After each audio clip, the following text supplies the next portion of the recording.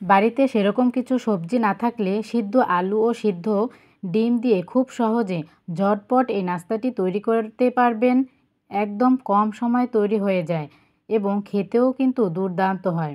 আসসালামু আলাইকুম বন্ধুরা, ওয়েলকাম টু তানহার রান্না। আজকে একদম কম সময় বা ঝটপট একটা নাস্তা রেসিপি বা বাচ্চাদের টিফিন রেসিপি তোমাদের সাথে শেয়ার করব।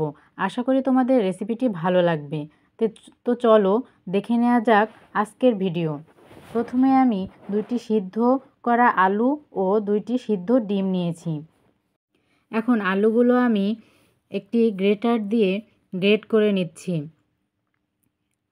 এভাবে আলুগুলো গ্রেট করে নিলে আলুর মধ্যে কোনো দানা দানা ভাব থাকে না, তাহলে নাস্তাটি খেতে ভালো হয়। একইভাবে আমি 2টি আলুই গ্রেট করে নিচ্ছি।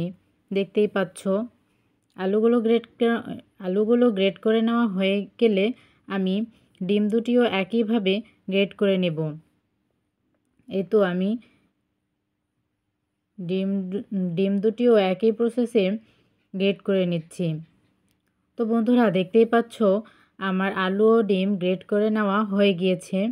এখন এর মধ্যে দিয়ে দিচ্ছি 3টি মাঝারি সাইজের পেঁয়াজ কুচি, আর দিয়ে দিচ্ছি কিছু ধনিয়া পাতা কুচি, দিয়ে দিচ্ছি 2টি কাঁচামরিচ কুচি, হাফ চা চামচ হলুদের গুঁড়া, 1 চা চামচ মরিচের গুঁড়া, হাফ চা চামচ ধনিয়া জিরার গুঁড়া, 1 চা চামচ লবণ, আর দিচ্ছি একটি প্রাণ মশলা। এখানে এই মশলাটি ব্যবহার করলে নাস্তাটি খেতে দারুণ হয়। এখন সমস্ত উপকরণগুলো হাত দিয়ে ভালোভাবে মিশিয়ে নেব। আর দেখতেই পাচ্ছ কিভাবে আমি হাত দিয়ে ভালোভাবে মিশিয়ে নিচ্ছি। এরপর এর মধ্যে দিয়ে দিচ্ছি 1/3 কাপ শুকনো চালের গুঁড়া।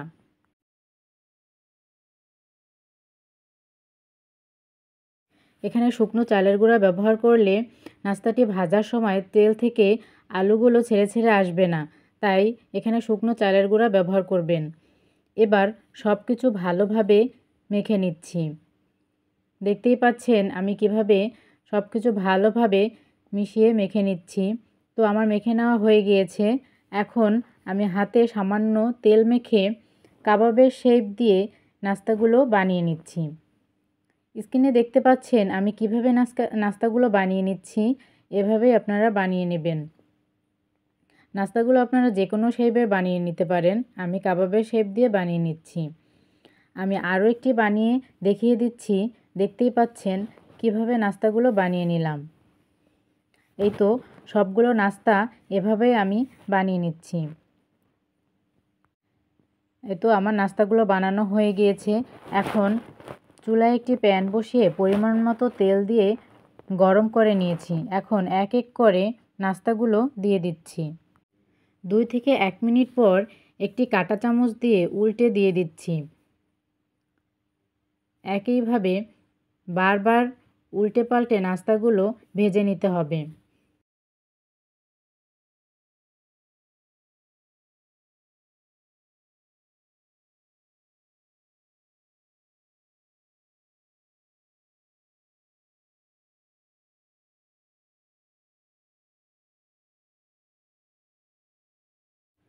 যখন এরকম ব্রাউন কালার হয়ে আসবে তখন নাস্তাগুলো তুলে নিচ্ছি। এভাবে আমি সবগুলো নাস্তা 2 ব্যাচে ভেজে নিচ্ছি। এখন পরিবেশন করে নেব। আর দেখতেই পাচ্ছেন নাস্তাটি কতটা লোভনীয় হয়েছে। তো বন্ধুরা রেসিপিটি ভালো লাগলে লাইক, কমেন্টস ও শেয়ার করে দিবেন এবং আমার চ্যানেলটি সাবস্ক্রাইব করে পাশে থাকবেন। আল্লাহ হাফেজ।